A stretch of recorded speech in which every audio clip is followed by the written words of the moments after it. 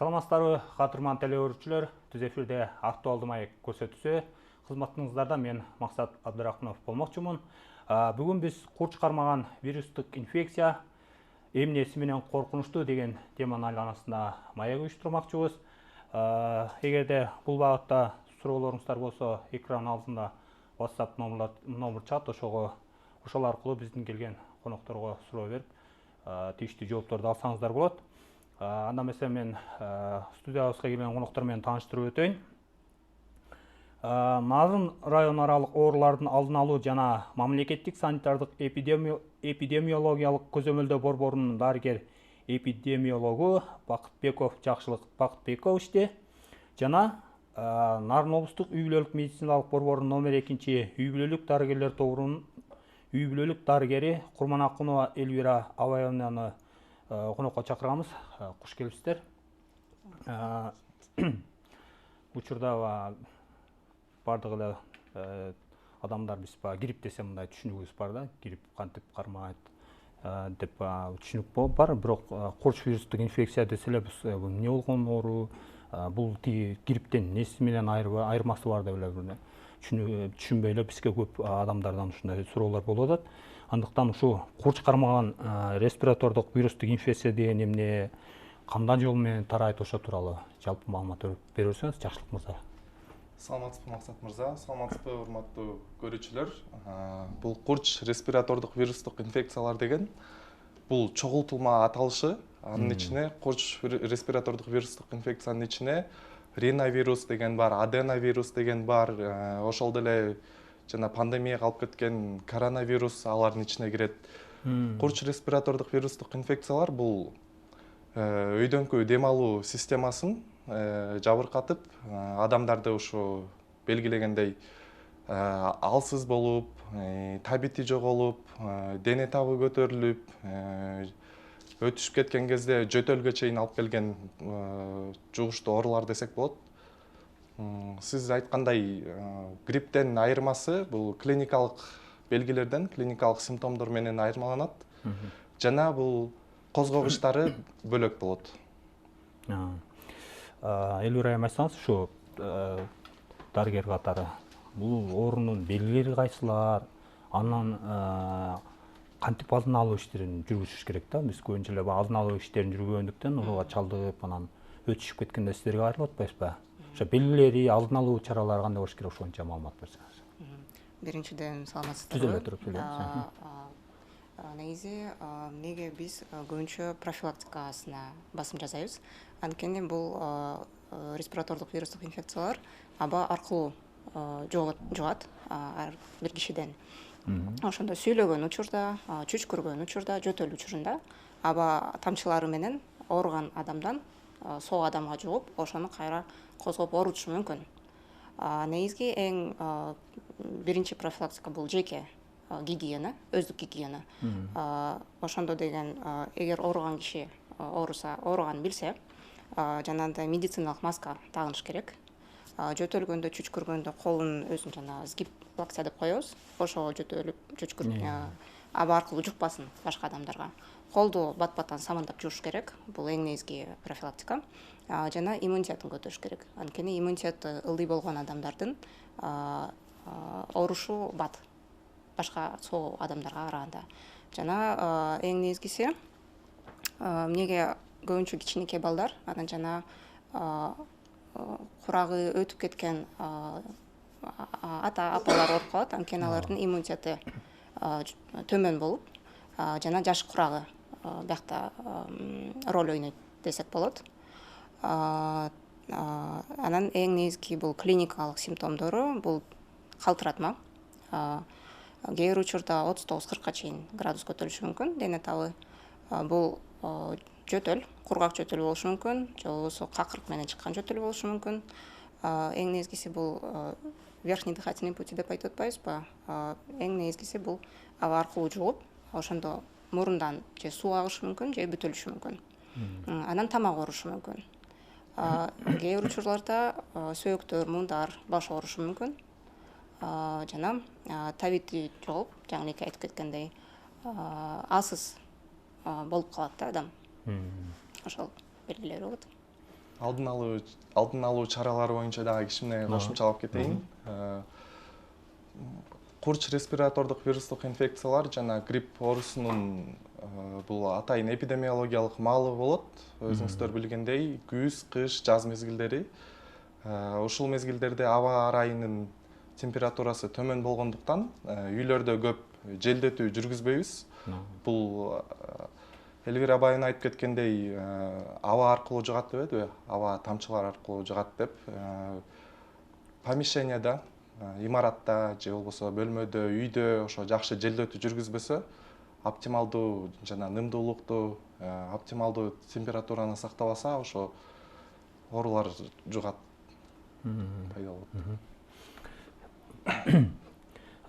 Бул Кытайда жанагы учурда бир вирус чыгыптыр деп соц тармактарда неме тарап кетпеди. Ошонун ичинде метапневмовирус, киновирус, тимовирус, топовирус деп вирустун бир нече түрлөрүн айтып элди дүрбөтүйдүк да.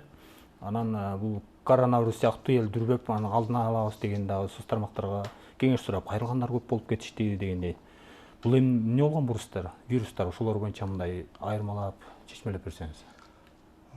Метапневмовирус деп азыр Кытай эл республикасында социалдык тармактардан көрүп атабыз, аябай дүң болуп атат. Метапневмовирус деген бул акыркы убакта жаңы чыккан вирус эмес, бул илгертен бери келе жаткан вирус. Эле айтып кеткендей, жана курч респиратордук вирустук инфекциялардын козгогучунун бул бирден бир түрү. Мунун башка түрлөрүнөн айырмасы жогоруда айткан клиникалык белгилерден сырткары бул жанагы бронхит жана пневмония дейт эмеспи? Өпкөнүн оорулары менен коштолот.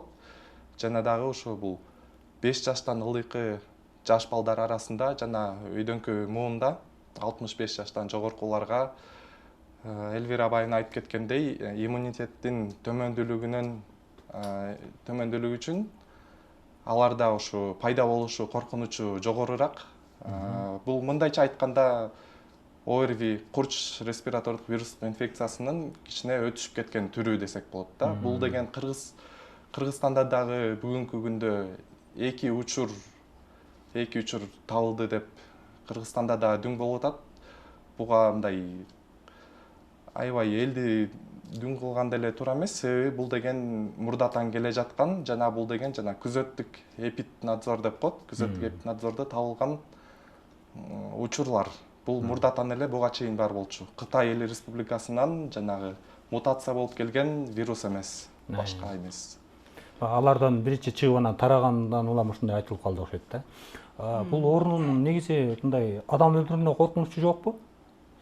Эгерде өтүшкөн түрүндө көбүрөөк чалдыгып кала турган болсо. Элвира байына бияктан жакшы жооп берет го дейм. Мен айтып кетейин. Негизи метапневмовирус деп айтып атпайбызбы? Бул өпкөнү кандай десем, өпкөгө терс таасирин тийгизеринчи. Анан кээ бир учурда жанагындай осложнение болуп, жакшы дарыланбай, же болбосо өзүн өзү билип дарыланган учурлар болот эмеспи адамдардынчы. Антибиотиктерди толтура ичип, күндөрүн мисалы 2 күн бир антибиотик ичип, же болбосо бир эле күн ичип, мага жардам бербей койду деп кайра экинчисине өтүп, бул туура эмес. Ошол учурда ал метапневмовирус ошо антибиотиктерге кандай десем, тоскоол туруштук берип калат да. Анан болсо андан кийин ал антибиотиктер жардам бербей, андан күчтүү көбүрөөк антибиотиктерге өтүп калышы мүмкүн. Бирок күчтүү антибиотиктердин өзүнүн побочный эффекттери бар болот да. Алар деген боорго зыян тийишет, эгер көбүрөөк мындай дарыланып калсачы адам. Ошондуктан самодиагностика менен самолечение эч качан кылынбаш керек да. Эгер киши ооруп, өзүн жакшы сезбесе, биринчи учурда поликлиникага, өзүнүн үй бүлөлүк дарыгерине кайрылыш керек, рекомендациясын алыш керек, көзөмөлдө болуп туруш керек. Эгер ошо жардам бербеген, эгер ошо лечениясы жардам бербесе, дарыланганычы, анда кайрылып, кайра башка курс менен кетиш керек болот да. Жакшы. Учурда бул кулч кармаган вирустук инфекция менен болобу, же грипп менен болобу, жаш балдарда көбүрөөк катталып, тез жаңы жыл алдында, жаңы жылдан кийин тез жардам менен көбүрөөк ооруканалар келип түшкөн боюнча бизде маалыматтар бар. Анан дарылоо иштери кандай жүрүп жатат, деги эле ушул балдар үчүн алдын алуу үчүн кандай чараларды колуш керек, ошо боюнча да кошумчалап айтсаңыз. чын эле айткандай азыркы убакытта жугуштуу оорулар бөлүмүндө жана балдар бөлүмүндө балдар өтө көп. Бир болжолдоп айтсак 50 бала бар да. Жана мурункуда айтып кеткендей иммунитети төмөн болгон үчүн балдар көбүрөөк чалдыккан болот ошо респиратордук ооруларгачы. И анан дагы жанагындай садик, мектеп болгондо бири-биринен контакт болуп, частный контакт болот да. Анан бири-бирине жукканы өтө оңой болуп калат да. Ошондуктан да кээ бир балдар мисалы эшикке чыкканда жакшы жылуу кийинишпейт, өзүм көргөм. Кийинбей эле кичинекей мындай жука эле кийим менен чыгып алып, кайра ысыкка, кайра муздакка чыгып атып, ошондон да суукка кайрылып калып, ошол учурда иммунитети мүмкүн жакшы иштеп аткан болот ал баланыкычы, бирок ошондой суукка тийип калган үчүн иммунитети кичине төмөндөп калды. Анан ошо вирустар өзүнүн башын көтөрүштү да, жалпак тил менен айтканда. Дарылоо кандай жүргүзүлөт? Негизи дарылоо бул симптоматикалык түрүндө кетет. Мисалы жанагындай калтыратма болсо температурасын түшүрүү үчүн парацетамол же ибупрофен балдарга берилет. Жөтөлүн караш керек. 5 жашка чейин балдарга жанагындай сироп от кашля жазылбайт негизи. Анткени алар какырын көбөйтүшү мүмкүн, а бала какырын түкүрө албайт 5 жашка чейин. Анан алар толорет, кайра эле осложнение болуп пневмонияга алып келиши мүмкүн да. Ошондуктан чын эле жана айткандай самолечение болбош керек. Баланы эң негизги дарыгерге көрүш керек. Анан симптомдоруна жараша лечение жазылат. Жакшы, көрүүчүлөрдөн бизге суроолор WhatsApp аркылуу буга чейин калтырып кеткен суроолордон берип баштайлы. Бир айдан бери жөтөл кетпей жатат, дарынын болгон түрүн ичип көрдүм. Кантип айыктырса болот дейт. Илбирайым бизге айтып негизи дарыгерге кайрылыш керек. Анткени рентгенден мүмкүн өтүшүңүз керек болот. Биринчи биз өзүңүздүн табитиңизди ölçүбүз керек, өпкөңүздү окушубуз керек дегендей. Бүт жалаптарды жана анамнезди собирать этип жазышыбыз керек. Ошого жараша диагностиканы жүргүзөбүз да. Мүмкүн общий толук кан менен заараны тапшырып калышыңар ыктымал, мүмкүн рентгенден өтүп калышыңар ыктымал. Анан ошого жараша анан лечение болушу мүмкүн. Болуш керек. Эме катуу жөтөл менен курч мүнөздөгү респиратордук вирустун инфекциянын айырмасы барбы, кандай байланышы бар, бири-биринен кантип айырмалайбыз ушу боюнча дагы түшүнчөлөсөңүз. Курч респиратордук инфекциялар деген бул оору, катуу жөтөл деген бул симптом. Курч респиратордук вирустук оорулар өтүшүп кетсе, биз айткандай жөтөлдү пайда кылышы мүмкүн, ошо жөтөлгө алып келиши мүмкүн. Бул экөө бирөөсү оору, бирөөсү симптом деген да. Негизи курч кармаган вирус көбүнчө кайсы органдарды жабыркатат? Кандай дейсиз? Курч кармаган вирустук инфекция бул кайсы органдарды жабыркатат дейм, адамдын кайсы органдарын көбүрөөк жабыркатат? Көбүнчө ошо жана верхний дыхательный путьтан кирген жактан билинет да. Мисалы кайсы жактан жайгашып калды, ошол жактан көбүнчө симптомдор берилет. Анан бирок жанагындай осложнение болуп кетсе, анда өпкөгө түшүп кетиши ыктымал. Көбүнчө бул өпкө органдарын жабыркатат да ошондо. Дем алуу системасын толук эле кетет да. Ошол эле учурда сиз жана башында да бир кыскача айтып өттүңүз. Грипп менен пневмониянын ошо байланышы, айырмачылыктары тууралуу дагы чечмелеп берсеңиз ошо.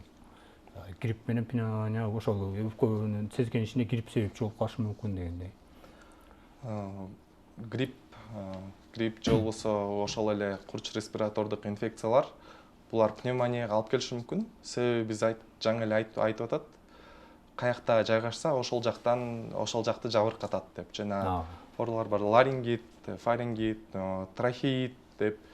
Андан ылдый түшүп кетсе, ошо грипп деле, ОРВИ деле пневмонияга алып келиши мүмкүн. Убагында туура дарыланбаса, жаңа самолечение деп айтып калды. Пневмония бул воспалительное заболевание дейт. Грипп болсо бул вирусное заболевание да, вирустук оору. Вирустук ооруну ошо убагында дарылабай же болбосо туура эмес дарыласа, ошо пневмонияны осложнение күчөп кетиши, осложнение катары пневмония да коштолушу мүмкүн.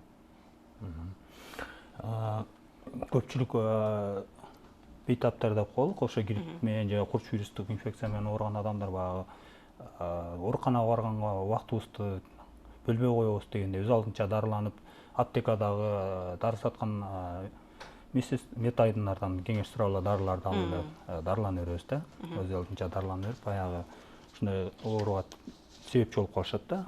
Анан негизи ушул туурабы же кандай дарыларды колдонуш керек эгерде өзүн өзү ушул ооруга чалдыкканда өздөрүн өзү дарылоо жолу менен дегендей кандай кеңеш бере аласыздар? Негизгиси бул симптомдорго жараша дарылоо жүргүзүлөт. Эгер тамак ооруса, анда жанагындай тамакка сепкен же соргон таблеткалар сатылат. Ошону сорсо болот. Мисалы, мурун бүтөлүп же суу куюлуп неметсе, туздуу суулар менен жууп, тазалап, же болбосо жанагындай отёкту снимать эткен каплелер болот. Ошолорду колдонсо болот. Температура дене табы көтөрүлсө, анда парацетамол, чоң киши 500 граммдан эле ичет, 500 миллиграммданчы. Кичинекей баланыкын дозировкасын салмагына жараша кетет да. Кээ бир учурда ата-эне кайрылат да, мен парацетамол бердим же ибупрофен бердим, бирок жардам берген жок, дене табы түшкөн жок деп. Анан сураштырып неметсең, дозировкасы азыраак болуп калат да, весине жараша. Анткени упаковкада жазып беришет, мисалы, там 1 жаштан 3 жашка чейин 5 мл, 5 жаштан 6 жашка чейин 10 мл деген майындачы. Бирок ар бир баланын салмагы ар кандай. Ошого жараша биз дозировкасын тууралап санап беребиз. Анан ошондон кийин анан гана дене табы түшөт да. Анан сураныч антибиотиктерди өзүңүздөр алып жөндөн жөн иче бериңиздер. Анткени бул респиратордук вирустук инфекциялар бул вирус, а антибиотиктер бул бактерияларга каршы. Бактерия менен вирус булар өзгөчө мамлекет да, мындайча жалпак тил менен айткандачы. Мүмкүн ошо моментте жардам бериши мүмкүн, анткени осложнениялар башталды. Бирок эмкиде ал жардам бербейт. Анткени вируска ал таасир деле тийгизбейт. Дагы көрүүчүбүздөн суроо бар, ошол боюнча ушул сиздин жооп берип аткан боюнча балам грипптен айыкпай жатат, айыгып эле кайра ооруп калууда, эмне кылсам болот деген көрүүчүбүздөн калтырган суроо бар эле. Бул учурда ошо жанагындай иммунитетти көтөрүш керек болот. Анан жанагындай баса айтып кетсем, профилактика биздики 2 түргө бөлүнөт. Бул не специфическая, анан специфическая деп. Не специфическая болгондо жанагындай өздүк гигиена, жанагындай иммунитетти көтөрүү, жанагындай машыгуу немелер саналат. Специфическая профилактика деп бул эмдөөлөр болот да. Гриппке каршы гриппол деген вакциналар бар болот. Аларды 3 жаштан өйдө сайдырса болот, жанагындай бат-баттан ооруган балдарга.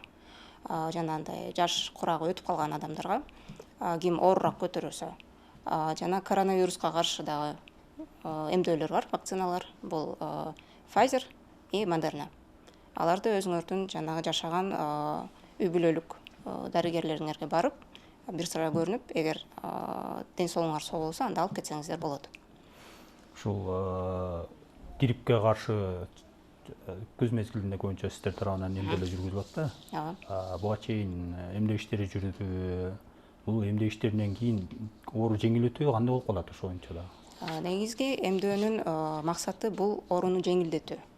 Мисалы, ооруса дагы жеңил түрүндө өтүп кетиши. Жанагындай осложнение болуп, пневмония, грипптин да осложнениялары көп да. Пневмония мүмкүн мээнин системасына бериши мүмкүн, нерв системасына. Жанагындай энцефалит болуп калышы мүмкүн. Же болбосо кулак системасына берсе, атитке айланып кетиши мүмкүн. Ошондой осложнениялар азыраак болуп, жеңил түрүндө өтүп кетсин деген максаты да. Эмдөө алгандан кийин ооруйсуңар, бирок мындай жеңил түрүндө, башкаларга салыштырмалуу. Вакцина 100% сактабайт, бирок ошо осложненияларынан сактайт да, азайтат. Оору жеңил өтүп, адамдын ошо симптомдор көп, клиникалык белгилер байкалбайт да. Вакциналар негизи сиздерге келип анан бөлүштүрүлөбү? Бул канча вакцина келди эле бизге облуска ушул жылы? 2024 жылдын ошо грипптин, ОРВИнин эпидемиологиялык маалына чейин күз мезгилинде, эрте күздө Нарын областына 2,5 миң доза гриппол вакцинасы берилген. 2,5 миң доза вакцина тең баары тобокел топторго сайылып бүткөн. Бул тобокел топторго көп ооруган жана өнөкөт оорусу бар адамдар, жаш балдар, 65 жаштан жогорку адамдар, карылар үйүндөгү жана интернат балдар үйүндөгү балдар, боюнда бар аялдар ошол тобокел топторго сайылат. 2500 доза тең баары сайылып бүткөн. Бул жылы негизи тобокел топторду тактап, андан көбүрөөк заявка деп коет, сурамжылоо сурамжылоо бердик эле. Бирок тилекке каршы ошо республикалык бюджеттен ошондой 2,5 миң доза гана вакцина берилген. Баары сайылып бүткөн. Улар акысыз, бейтаптарга акысыз сайылат, кайрылган жарандарга деген. Тобокел топторго жана айтылган тобокел топторго бекер сайылат. Мындай жарандар кайрылып сайдыргануучулар болобу? Өзү мындай сактануу үчүн, алдын алуу үчүн дегендей. Ооба, жашаган ошо үй бүлөлүк дарыгерлик топторуна кайрылып сайлат. Ошо айткандай аз вакцина келгендиги үчүн жана биринчи ошо уязвимый деп коет го. Тобокелди көп болгон топторду сайып бүтүп, андан калса Ашып калса. Ашып калса, азыраак болуп калды. Быйыл Көпчүлүк жарандарыбыз баягы үй бүлөлүк дарыгерлер топторуна эле барып, же болбосо башка каяка барып кайрылаарын билбей эле жүрүшү мүмкүн да. Жана башында айткандай эле өз алдынча дарыланып. Сиздерге барыш керек да, кайсы жерлерге кайрылып, бул оору боюнча дарыгерлерден кеңеш алып дегендей анан алардын көрсөтмөсү менен дарыланыш керек. Мисалы Нарын шаарында ар бирөөбүздүн үй бүлөлүк тобубуз бар. Өзүбүздүн үй бүлөлүк дарыгерлерибиз бар. Алардын баары 5ке чейин иштейбиз, өзүбүздүн убактыбыз менен. Ошого чейин келсеңиздер болот. Эгер жумуштан бошобой калдык, бир жактан келатабыз деген да учурлар болуп калышы мүмкүн да. Мисалы Бишкектен келатып, ооруп калып, көрүнүш керек болгондо. Анда Нарын облустук бириктирилген ооруканада КДО бар. Аякта дежурный врачтар болушат. Ошолорго кайрылып кеңеш алып кетсеңиздер болот. Ушул эле курч кармаган инфекция менен ковидтин алдын алуу боюнча 2 түрү бар деп медициналык билим менен айткан 2 түрү бар экен да. Ошол түрлөрү боюнча да түшүндүрмө берсеңиздер, кандай түрлөрү бар, алдын алуу боюнча бул медиктер тарабынан алдын алуу же жеке жарандар тарабынан мындай майдалап түшүндүрмө берсеңиздер. Бул Элвира байын айтып кетти. 2 түрү бар. Спецификалык жана спецификалык эмес, не специфический деп. Спецификалык деп бул жана медицина кызматкерлер тарабынан жүргүзүлөт. Бул жанагы эмдөө. Грипп-бол вакцинасы, коронавируска каршы вакциналар. Спецификалык эмес алдын алуу бул деген медициналык кызматкерлер тарабынан дагы жана адамдын жеке адамдардын өздөрүнүн дагы иш аракеттери деп айтсак болот. Жана жогоруда айтылган бүт иш-чаралар бул спецификалык эмес да. Мисалы үчүн, эмне үчүн кыш мезгилинде ооруйбуз? Кыш мезгилинде биздин иммундук системабыз алсыз болот, кичине төмөндөйт. Ошол кезге биз даярданып, же болбосо ошол кезде эле иммунитетти чыңдап, жанагы таза абада сейилдеп, физикалык активдүүлүктү кичине көбөйтүп, туура тамактанып, билесиздер, туура тамактанууда бул иммунитетти түзөт. Ошентип адам өзүн өзү алдын алса болот да. Мен көптөгөн адамдарды билем, өмүрү курч респиратордук вирустук инфекциялар же болбосо грипп менен оорубаган. Себеби алар туура мындай жакшы активный образ жизни дейт го. Өзүнүн иш аракеттери туура да.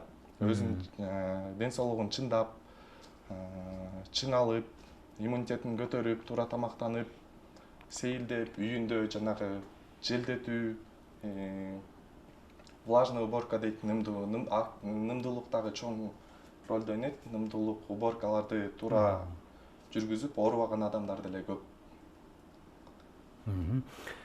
Бул курч вирустук инфекцияны биз баягы ошол ковид, пневмония деген вирустук оорулардын жыйындысы, жалпы курч кармаган түрү деп атпайбызбы? Грипп болсо өзүнчө түрү деп, же ошол гриппте белгилери менен экөөнүкү айырмачылыктары бар экен да, ошол боюнча да эме алсаңыздар. Мисалы бирөөндө интигет, бирөөндө болсо температура болот, чөтпөйт деген белгилери бар экен, ошол боюнча да. Ошо мисалы жана мурун риновирустук инфекцияларда мурун жабыркайт да. Ошондо мурун бүтөлөт, же аябай суу агып неметет. Аденовирустук инфекция болсо анда көздөр дагы чалдыгат. Конъюнктивит болуп, кызарып, мындай кандай десем, былжырактар чыгып баштайт да, көздүн чылпакташып неметип баштайт. Грипп болсо анда энтигиши мүмкүн адам. Мисалы башка инфекциялар болсо ичип өтүшү мүмкүн. Кээ бир учурда өтпөйт. Негизи ошо жанагы кайсы возбудитель чакырса, ошо респиратордук оорунучу, ошого жараша да симптомдор кичине алмашышы мүмкүн да. кошумча. Андан сырткары ошо грипп оорусунда миалгия, артралгия деп коет. Муундардын жана булчуңдардын оорушу байкалат. Грипп оорусунда дене табы көтөрүлүшү бул ылдам эле болушу мүмкүн, туруп эле дене табы көтөрүлүп кеткен. Курч респиратордук инфекциялардын кээ биринде бул постепенно деп коет, мындай убакыт менен 2-3 күндө дене табы мындай көтөрүлүшү мүмкүн. Дарыгерлер суук тийүү менен грипптин айырмачылыгы бар деп белгилеп келишет да. Суук тийүү башка, грипп башка депчи. Эмне айырмачылыктары бар бул? Ушунча дагы эме алсаңыз. Гриппти биз уже айтып кеткенде ошо оорулуу адамдан соо адамга жугат. Ал аркылуу суук тийүү деген бул киши өзү жеңил кийинип сууктап калганы белгиленет. Ал учурда чыйрыгып калышы мүмкүн адам суук тийгенде, кичине булчуңдары, муундары оорушу мүмкүн, бирок дене табы андай деле көтөрүлбөйт грипп учурунда. Гриппте жана биз айткандай интейиши мүмкүн адам, жана антип жаңы айтып кеткендей артралгия, миалгия болушу мүмкүн. И анан дене табы аябай бийик, 39-40 чейин көтөрүлүп, бат тарашы мүмкүн да. Суук тийгенде андай симптомдор деле көп козголбойт. Жакшы. Жөтөлдү дагы биз курч мүнөздө анан бөлөт экенбиз да. Курч мүнөздө өтүп кеткенде жана какырак менен жана какырактын чыкпашы менен ошонча дагы маалымат бересиңиз. Жөтөл ошо курч болгондо бул 2 жумага чейинки жөтөл деп саналат. 2 жумадан ашса бул хроникалык жөтөл деп саналат да. Анан негизги көп респиратордук вирустук инфекцияда кургак жөтөл жолугушат. Анткени ал деген жана ларингит, трахеит деп коебуз да. Бул неме тамак учурларында жайгашканда ошол жерден кургак жөтөл болуп, улам-улам кычыштырып жөтөлтүрө берет да адамда. Агер жанагындай осложнение болуп, өпкөгө түшүп кетип, бронхит же пневмония болсо, ал учурда уже какырык чыгып баштайт. Анткени ал какырык ошо жана вирустун частицаларын алып чыгыш үчүн мындай бул организмдин өзүнүн коргоо механизми да. Ошо какырык ошолорду каптап туруп анан чыкканга аракет кылат. Анан биз айтып кеткендей, ошо балдардын какырык чыгышы оор. Анткени физиологиялык жана анатомиялык акыбалы менен 5 жашка чейин жакшы какырыгын чыгара алышпайт, чоң адамдай калып. Ошондуктан жанагындай сиропторду көп жазбайбыз. Аягы 21 менен бүткөндө көрүүчүбүздөн суроо бар. Менде какырык бар, такыр чыкпай жатат, эмне дары колдонсом болот деген суроо экен. Биринчиден дарыгерге көрүнүш керек, анткени өпкөнү угуш керек. Мүмкүнсүздүки бронхит же мүмкүнсүздүки пневмония, ошол учурда рентген жасалыш керек. Анан негизи жанагындай үйдүн шартында жасалган неме кылсаңыз, ингаляция кылса болот. Ошондо жана идишке сууну кайнатып, кичине содадан кошуп, ошого мындай кагаздан трубочка сыяктуу кылып, ошону дем алып неметсе болот. Ошо да какырыкты жакшы жеңилдетет. Анан көбүрөөк суюктук ичиш керек. Ал да какырыкты жакшылап мындай жеңилдетип чыгарганга аракет кылып берет. Тилекке каршы бизге бөлүнгөн убакыт соңуна чыгып баратат. Сиздерге атайын убактыңыздарды бөлүп көрүүчүлөрүбүзгө ушу курч кармаган вирустук инфекция, грипп, деги эле ушул учурдагы жүрүп аткан вирустук инфекциядан кантип алдын алыш керек боюнча маалымат берген үчүн терең ыраазычылык билдиребиз. Ишиңиздерге ийгилик каалайбыз дегендей. Урматтуу телекөрүүчүлөр, ушу менен бизге бөлүнгөн убакыт соңуна чыкты. Андыктан өзүңүздөрдүн ден соолугуңуздарга өзүңүздөр кам көрүп, учурда жүрүп жаткан вирустардан сак болуңуздар деген ойду айтмакчыбыз. Кайрадан түз эфирде актуалдуу маек көрсөтүндө көрүшкөнчө сак саламатта туруңуздар.